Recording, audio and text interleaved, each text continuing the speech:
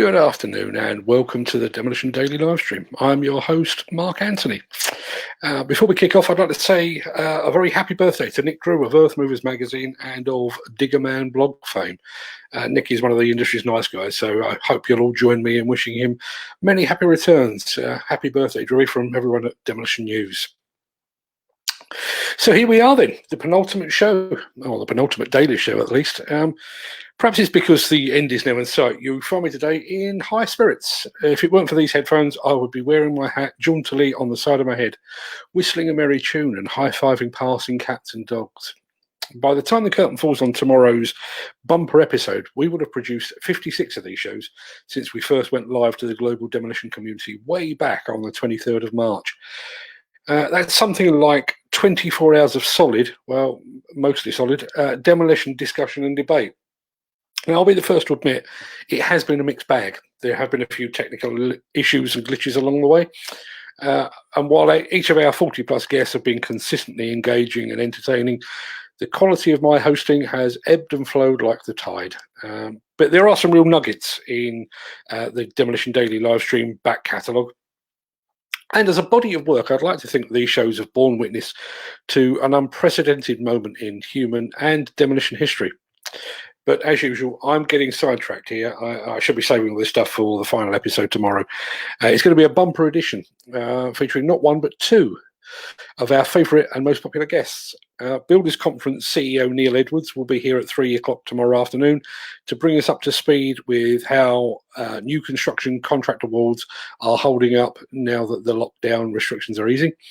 And then we'll be joined a little bit later on by Peter Haddock of Content with Media, who, like me, has really used the lockdown to double down. His podcasts are not just great listening, they're a window into the future of construction equipment and its management and control. If you haven't heard them, I strongly suggest you go and check them out. So make sure you're here tomorrow at 3 o'clock and bring tissues. The last show is going to be emotional. It really isn't, but you get the idea. Now, despite the spring in my step and the twinkle in my eye and the upward lilt in my voice, there is a barely concealed rage building within me. What's the cause of my vexation, I hear you ask? Is it the one rule for us and another for everyone else, British government? Funnily enough, no, it isn't. Is it the lamentable national media that should be holding politicians to account, but which are making statements rather than asking questions? Nope, it's not that either. No, the people that are actually raising my hackles at the moment are house builders. Yeah, hang on, that's not entirely fair. It's not all house builders. It is, for now, at least two of them. Now, before I get to the naming and shaming part of this exercise, let's recap very, very quickly. Over the past 2 or 3 years, house building has been the very mainstay of the UK construction industry. Each month, almost without fail, it's accounted for between a third and a half of all UK construction activity. And while other sectors have endured the usual procession of peaks and troughs, house builders have been living high off the hog, wallowing in cash like hippos at a watering hole. Now, given the cyclical nature of the construction business, you'd like to think that house building companies would have squirreled away a few quid for the inevitable rainy day that was sure to follow 3 or 4 years of constant economic sunshine. And despite the ongoing COVID-19 crisis, this nation still needs houses, lots of them. If statistics are to be believed, we need 250,000 new homes each year. So even though there's been a pandemic-shaped bump in the road of late, the prospects for the house building sector are surely better than those for just about any other part of the construction industry. The news, therefore, that two house builders are seeking to screw down subcontractors in the midst of the COVID-19 crisis is both ill-timed and in very poor taste, at least in my opinion. Now, I'll try that again. The two companies in question here are Barratt Homes and Vistry. Just so you know, Vistry used to be called Bovis Homes, but has now chosen a name that sounds like a treatment for vaginal dryness. Vistry's Yorkshire office has apparently written to subcontractors asking them to review their existing pricing structure within their orders and reduce these to reflect current market conditions. The letter adds, "Unfortunately, in these unprecedented times, if you're unable to do this, we will have no choice but to review your order and potentially retender works." Now, this follows earlier reports on industry news portal the Construction Inquirer that Barratt Homes' Manchester office had sent similar letters to subcontractors asking for 15% discounts. In both cases, having had their plans dragged into the media spotlight, the house builders have claimed that these were isolated cases and weren't actually company policy. Barratt went a stage further, backtracking like Moonwalk era Michael Jackson while claiming the letters were sent in error.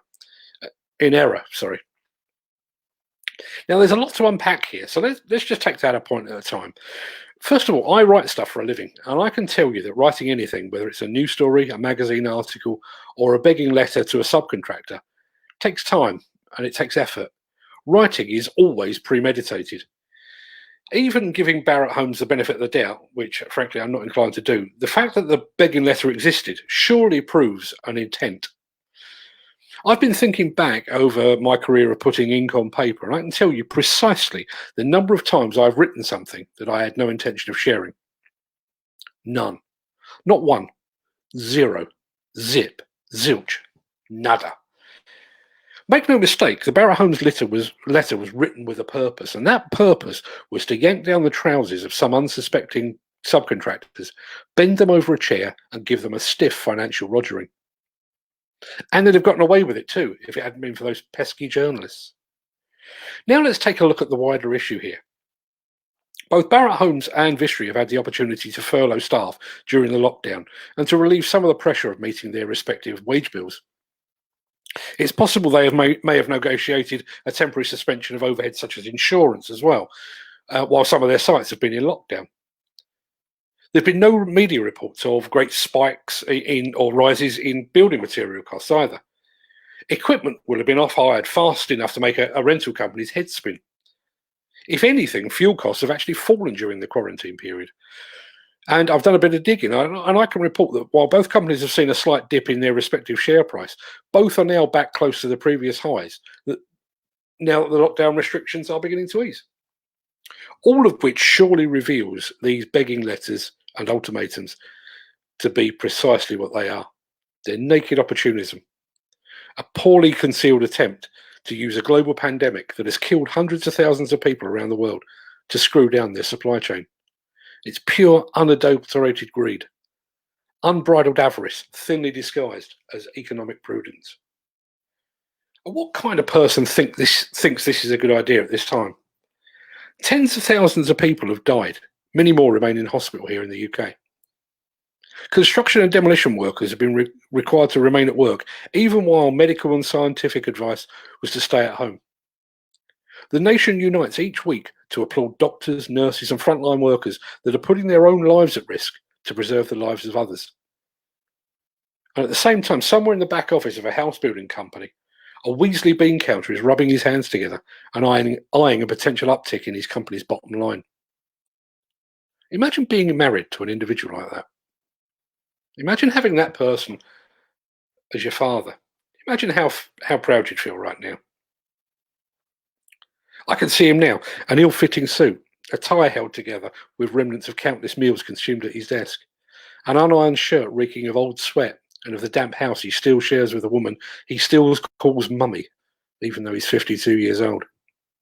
His complexion is sallow and untouched by the sun's warming rays because he spends his every waking hour in the office working and waiting for an opportunity to prove to his boss that he is not a snivelling toad after all, waiting to bask in the glory of putting a few more pounds in the coffers of a company that barely registers his existence while sending a subcontractor or more to the wall.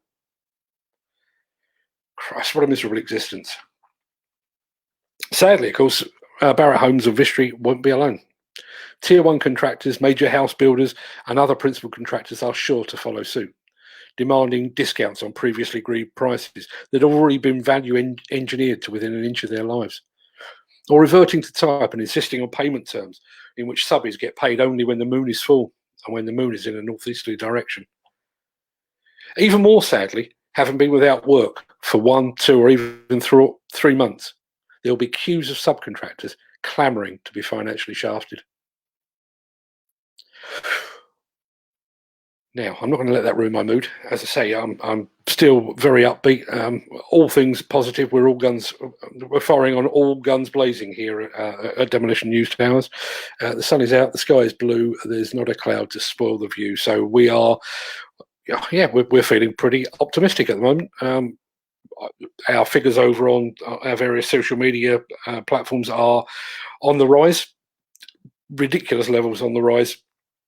And we've got some grand plans. Keep a very close watch on our Facebook page in the coming few days and the coming few weeks as well, because we've got some very, very big announcements over there.